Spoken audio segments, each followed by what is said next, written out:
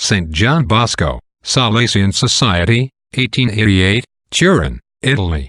John Bosco, born in the poor town of Castelnuovo d'Asti, and having lost his father at the age of 2, was raised by his mother in a most saintly manner, and from his earliest years gave evidence of an extraordinary future. Docile and pious, he had a remarkable influence over those of his own age whose fights he soon began to settle and whose indecent words and improper jokes he stopped. Then he busied himself with drawing them to him by good stories, by including prayers in their games, by repeating in an attractive way the complete sermons he had heard in church, and with persuading them to receive the sacraments of penance and of the Holy Eucharist without delay and frequently. His unassuming manner, his affability, and his innocence drew everyone to him. Although pressed with difficulties at home, and forced to work hard in his youth, he ardently desired with trust in God to become a priest. His wish was fulfilled, and he went first to Chiri, and then to Turin, where under the direction of Blessed Joseph Cafasso he made rapid progress in the science of the saints, and in the learning of moral theology.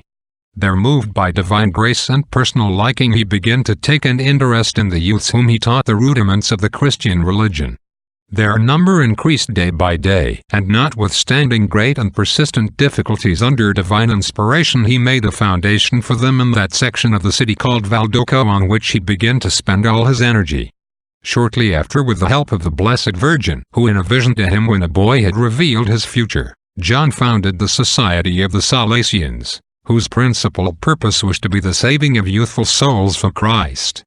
In like manner he founded a new family of nuns who were called the Daughters of St. Mary Auxiliatrix, and who would do for poor girls what the Salesian were doing for boys.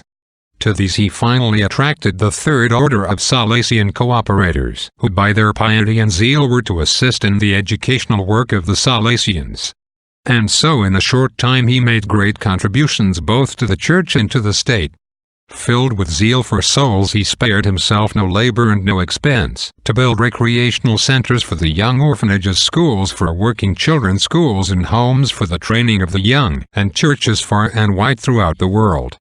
At the same time he did not stop spreading the faith throughout the subalpine country by word and by example, and throughout the whole of Italy by writing and editing good books, and by distributing the same, and in the foreign missions to which he sent numerous preachers.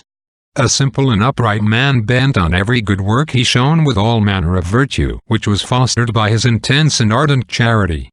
With his mind always on God and showered with heavenly gifts, this holy man of God was no disturbed by threats, nor tired by work, nor overwhelmed by care, nor upset by adversity.